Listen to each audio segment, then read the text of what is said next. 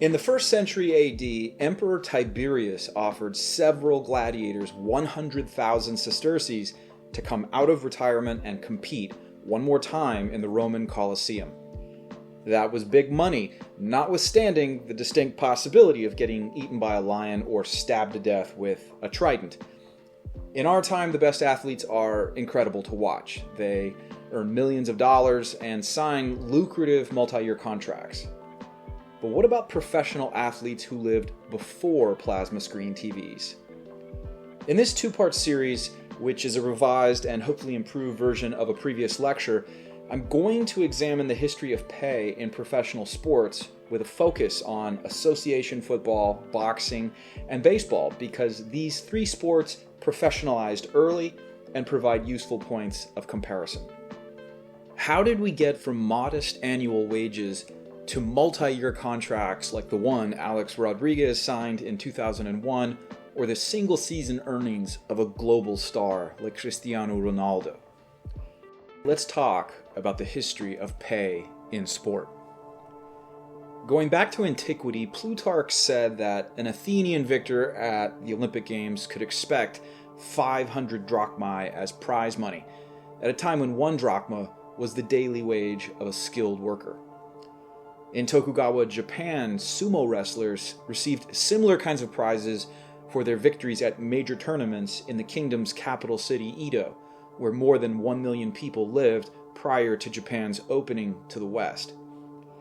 But it was industrialization and the creation of multiple interconnected urban markets in a single country that created the base for professional sporting leagues with regular seasons of scheduled play. Just prior to the American Civil War, which began in 1861, the very best baseball players, men like Jim Creighton, were already receiving money from clubs in the New York area, despite official bans on paying amateurs. What this tells us is that baseball had become a sport people took seriously.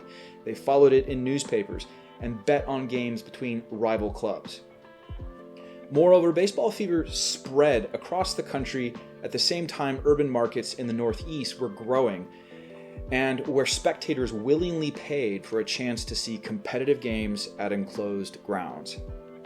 Boosters of the Cincinnati Red Stockings Baseball Club had a vision. They wanted to build a team capable of beating East Coast powerhouses like the Brooklyn Atlantics and New York Mutuals. They rightly assumed that spectators would gladly pay to see that championship team. And so, with the support of financial backers, the Red Stockings center fielder, a man named Harry Wright, recruited 9 of the best players he possibly could and promised them a salary from March until November. Wright's job was to mold the all-professional club into a highly disciplined group. The team's star, George Wright, thrilled crowds with towering line drives and spectacular barehanded catches, and for his service, he received $1,400. But let's stop for a moment. What was the value of $1,000 in 1869? Well, the average skilled worker, a mason or carpenter in the United States, earned between $500 and $800 annually. So these professional sportsmen made about twice as much as someone with a skilled trade, in addition to the perks of their celebrity after a much publicized tour across the United States, now feasible thanks to the Transcontinental Railroad. In 1869, the Red Stockings beat every single club they faced in 57 games. The undefeated streak eventually came to an end on June 14, 1870, but the profitability of baseball had clearly been demonstrated. Moving forward, teams in the National League would pay their players between $1,000 and $2,000 on average, but there was a caveat.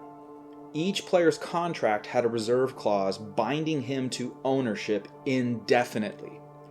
As a result, electrifying players of the 1880s, stars with mass appeal such as Sliding King Kelly, could not negotiate with other teams, which limited their bargaining power. Once a team had you, you were theirs. This is not to say ball players had terrible salaries. Moses Fleetwood Walker, the first black man to play in the major leagues before the imposition of strict racial segregation, earned $2,000 playing for the Toledo Blue Stockings in 1884. This was a substantial sum for the era.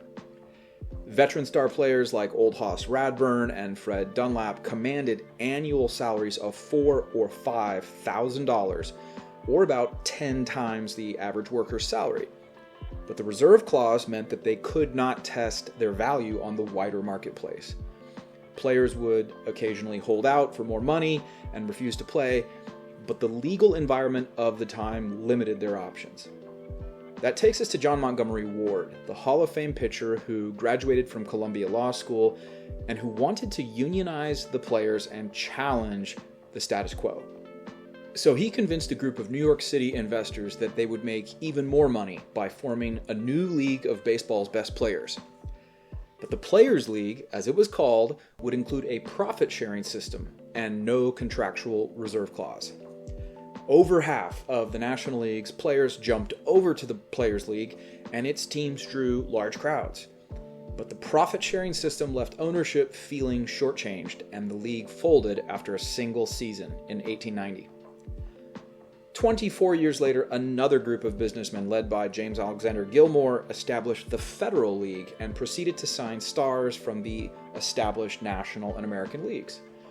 Elite pitcher Mordecai Brown jumped to the Federal League for higher pay, and the game's best hurler, fastball pitcher Walter Johnson, agreed to a 3-year contract with the Chicago Whales of the Federal League, which forced the owner of his club, the Washington Senators, to make a successful counteroffer. Salaries across professional baseball shot up because the suddenly competitive marketplace gave players new bargaining power. However, in good Gilded Age fashion, owners of the National and American Leagues colluded to destroy the Federal League. They bought several of its franchises, drove the rest out of business, and reasserted their monopoly. One aggrieved Federal League owner sued the National League for damages, and the United States Supreme Court ruled that the Sherman Antitrust Act did not apply to baseball because baseball was different from other businesses. I won't get into the justice's poor legal reasoning, but Major League Baseball now had the backing of the nation's highest court to preserve its monopoly. Elsewhere in the country, professional athletes fared little better. American football players received between $100 and $300 for each game played during the early days of the National Football League, which was not a tremendous amount of money in view of the players' risk of injury. So the money wasn't especially good in pro ball, notwithstanding the perks of local or even national celebrity. Across the Atlantic Ocean in Great Britain, you had many of the same conditions prevailing in the United States. Industrial cities connected by rail, and a sporting culture. Association football had become widely popular by the late 19th century, but that did not mean professional sportsmen reaped massive financial rewards. In 1901, the maximum salary was £4 per week. £4 was more than a skilled tradesperson could earn, but certainly not a princely sum, and some footballers left Britain to seek their fortunes overseas. The sporting ideal of amateurism kept money out of tennis and helped constrain the salaries of professional athletes elsewhere on the island. The maximum salary set by England's Football Association varied from decade to decade, but it never surpassed 10 times the average worker's wage. Unlike baseball or association football, there is one sport that has always been different: prize fighting. Prize fighting could mean a financial bonanza, depending on the size of the crowd and the price of admission. The stunning growth of cities in the United Kingdom and United States augured well for the sport's future. In the United States, bare-knuckle champion John L. Sullivan drew large crowds during the 1880s, and his fame grew too, as did the number of people who wanted to see the champion. One part of Sullivan's success had to do with industrialization. Railroads allowed more people to attend his prize fights and pay the price of admission. Newspapers hyped each event, and the new media context meant Sullivan was capable of earning $1 million over the course of his career. Radio and then television further expanded what could be gained from prize fighting.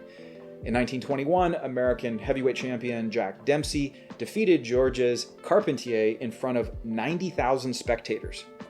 For the first time, the gate receipts exceeded $1 million, and the fight was broadcast on a New York radio station.